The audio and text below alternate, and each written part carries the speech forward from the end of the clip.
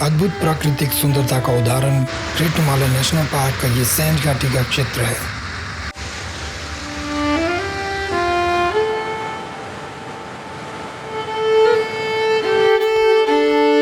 मेरा नाम विनय है और मुझे जंगलों में घूमते हुए वन्य प्राणियों को देखना बहुत पसंद है।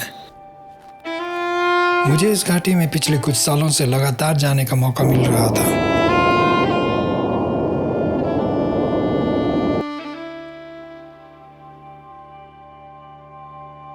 और इस दौरान मैंने यहाँ कुछ अनछुए इलाकों को देखा।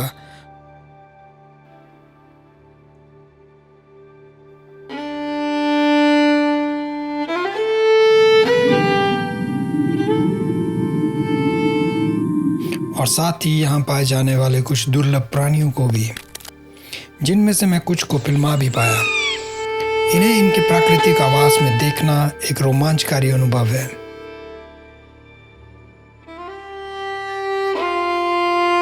अति दुर्गम इलाका होने की वजह से यहाँ पाए जाने वाले वन्य जीवों को देख पाना आसान नहीं है। कुछ जीव खड़ी पथरीली पहाड़ियों में अपना आवास चुनते हैं, तो कुछ घने पेड़ों तथा झाड़ियों वाले क्षेत्रों को।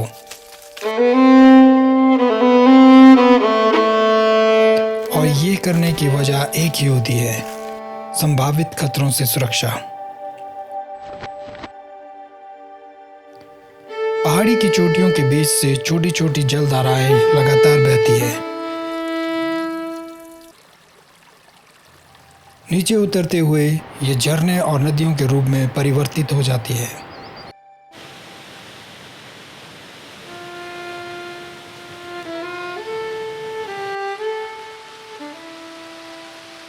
बारिश तथा बर्फ जलधाराओं के प्रवाह को निरंतर बनाए रखते हैं।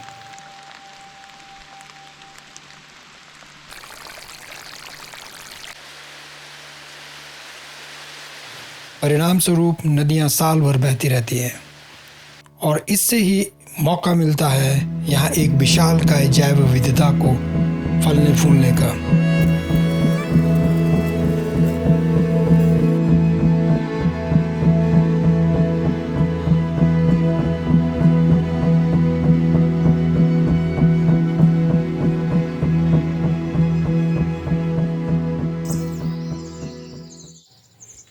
GHNP के घने जंगल पेड़ों, झाड़ियों तथा पौधों की विभिन्न प्रजातियों से भरे हुए हैं, जिसमें छोटे बड़े वन्य जीव अपना जीवन व्यतीत करते हैं। ऊंचे अल्पाइन क्षेत्रों से लेकर घने मिश्रित वनों तक यहाँ अद्भुत वन्य जीवन देखने को मिलता है। मेरी रुचि धीरे धीरे पक्षियों में हुई और मैंने यहाँ मिलने वाले कुछ पक्षियों को अपने कैमरे में कैद करना शुरू किया। इसके लिए मैंने लगातार नेशनल पार्क के भीतरी इलाकों में जाना जारी रखा।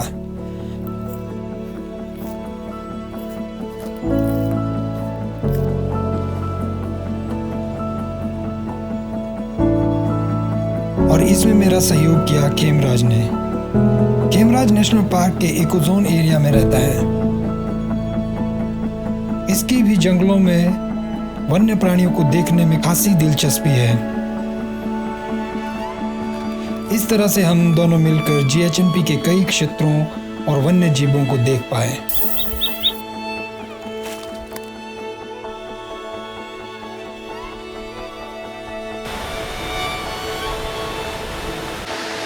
मुझे जंगल में रहते हुए बर्डिंग करना और फोटोग्राफी करना खुशी देता है। हमने यहाँ पाए जाने वाली 206 पक्षियों की प्रजातियों में से कॉमन तथा रेयर 150 को फोटोग्राफ किया।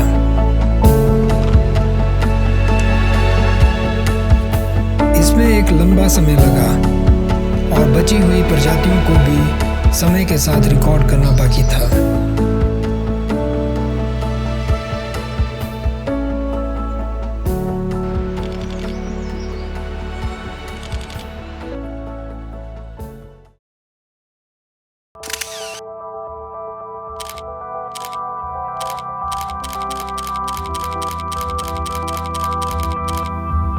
लेकिन इसमें हमें सबसे ज़्यादा आकर्षण उस एक प्रजाति के लिए हुआ जो ग्रेट हिमालयन नेशनल पार्क के आधिकारिक चेन में हम लगभग रोज देखते थे।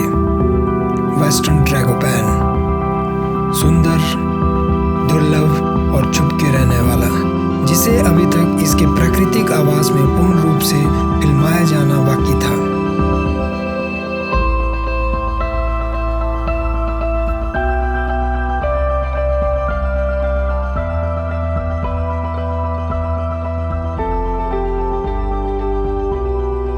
ट्रैगोपैन को इसके प्राकृतिक आवास में देख पाना आसान नहीं है, क्योंकि इस पक्षी की संख्या दूसरे पक्षियों की अपेक्षा प्राकृतिक तौर पर कम होती है।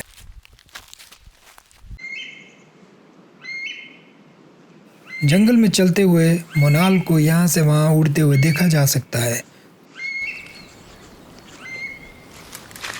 ओकलाश और कलीज भी जंगल में सुने तथा देखे जा सकते हैं।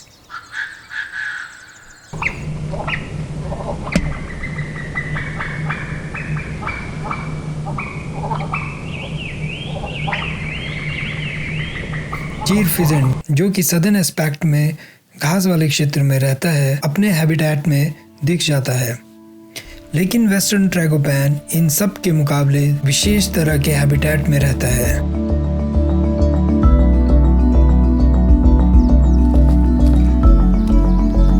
हमें इसे ढूंढने के लिए जंगल में उन विशेष स्थानों की पहचान करके चिन्हित करना था जिसमें ये रहता है।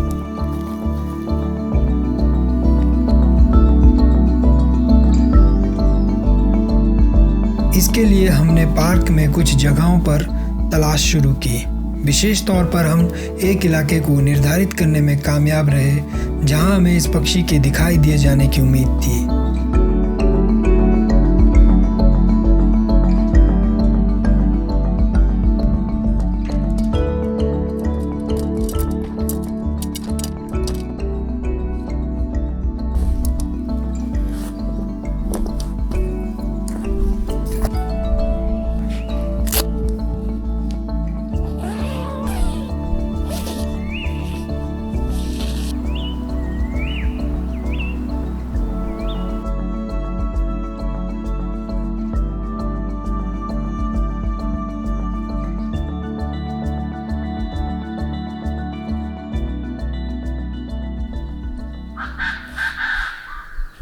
इस स्थान पर सुबह के समय हमने ट्रैगोपैन के ब्रीडिंग सीजन के दौरान उसकी कॉल रिकॉर्ड की।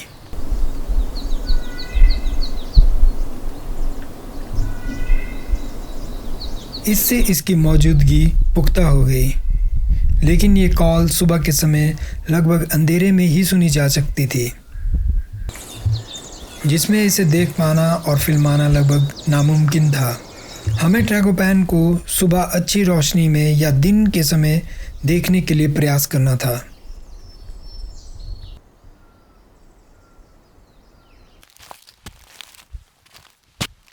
हमें जंगल में ट्रैगोपैन के कुछ सबूत मिले,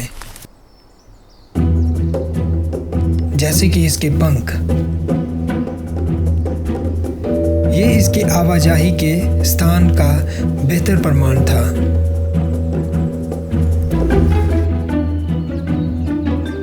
हमने कैमरा ट्रैप का इस्तेमाल किया और कुछ स्थानों पर कैमरा ट्रैप लगाए।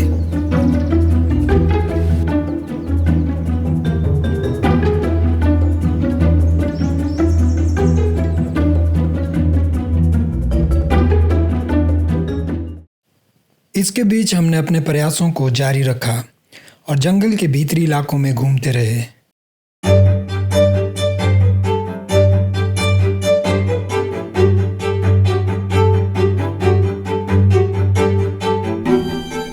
और इस दौरान हमें यहाँ पाई जाने वाली कुछ बेहद सुंदर प्रजातियों को देखने का मौका मिला।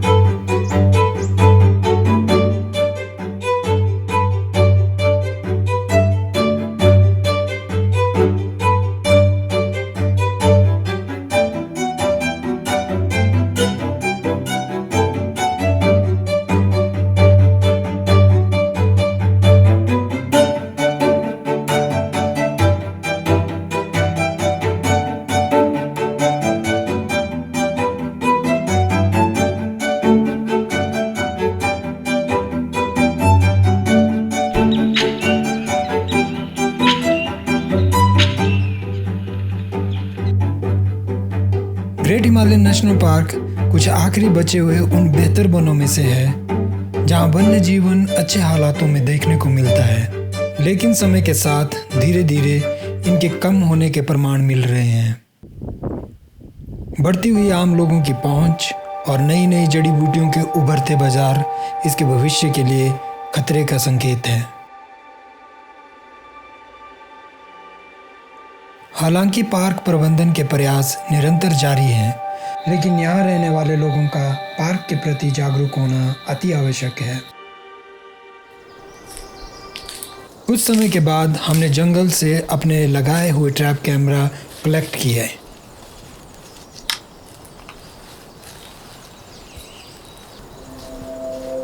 शुरुआती तस्वीरों में हमें यहाँ पाए जाने वाले अन्य वन्य जीवों के फोटो और वीडियो मिले।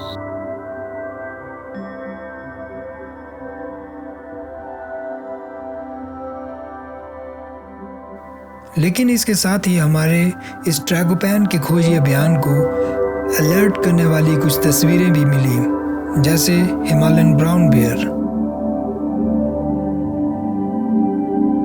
ब्राउन तथा ब्लैक बियर इन जंगलों में पाए जाते हैं। ये सुबह और शाम के समय जंगलों में बेझिझक घूमते रहते हैं। अचानक इनका सामना होने पर यदि ये खतरा महसूस करे तो ये हमलावर भी हो सकते हैं। इसलिए हमें अपना काम ज़्यादा चौकन्ना होकर करने की ज़रूरत थी। कैमरा ट्रैप में कैद हुई तस्वीरें वन्य जीवों की आवाजाही को दर्शा रही थी और अंत में हमें वो तस्वीरें मिली जिसका हमें इंतज़ार था, वेस्टर्न ट्रैगोपैन।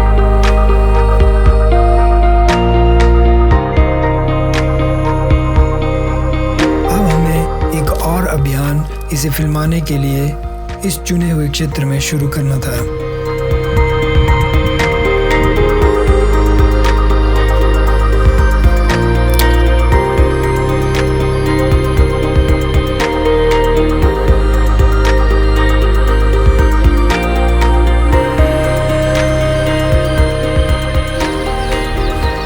कई दिनों तक हम सुबह उठकर उजाला होने से पहले बैठकर ट्रैगोपैन के आने का इंतज़ार करने लगे।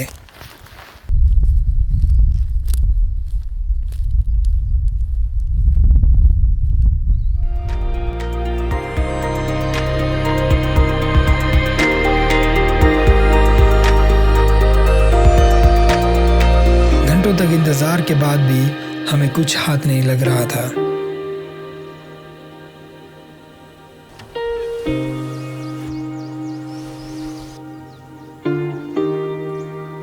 और फिर एक सुबह काफ़ी नज़दीक से ट्रैगोपैन की आवाज़ सुनाई दी।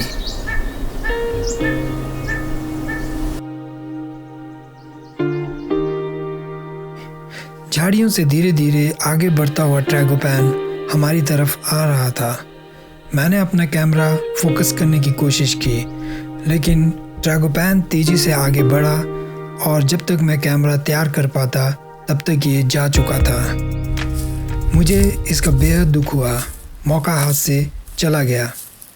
इस तरह से ट्रैगोपैन के इतना नज़दीक पहुंचकर उसे फिल्मा न पाना हताश करने वाला था, लेकिन हमें खुशी थी कि हम ट्रैगोपैन को अपनी आंखों से देख पाए थे। अगले 2 दिनों तक इस एरिया में कोई हलचल नहीं हुई। हमारी मौजूदगी ने ट्रैगोपैन को अलर्ट कर दिया था। कैंप में यह हमारा 5वां और अंतिम दिन था और तय समय अनुसार हमें आज जंगल से नीचे उतरना था।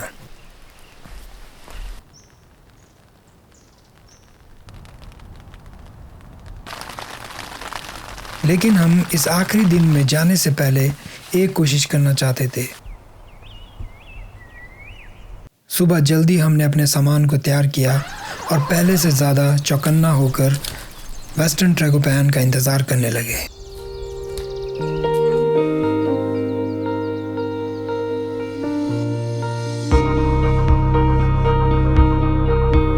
मुझे इस बात का भी ध्यान रखना था कि यदि ट्रैगोपैन दिखाई देता है तो मैं अपने आप को शांत रख पाऊँ और अच्छे ढंग से इसे रिकॉर्ड कर पाऊँ।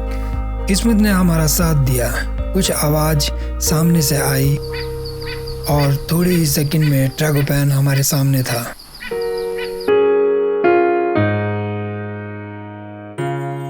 ये पहले से कहीं अधिक सुंदर दिखाई दे रहा था। मैंने अपने आप को शांत रखा और जल्दी से कुछ तस्वीरें रिकॉर्ड कर ली।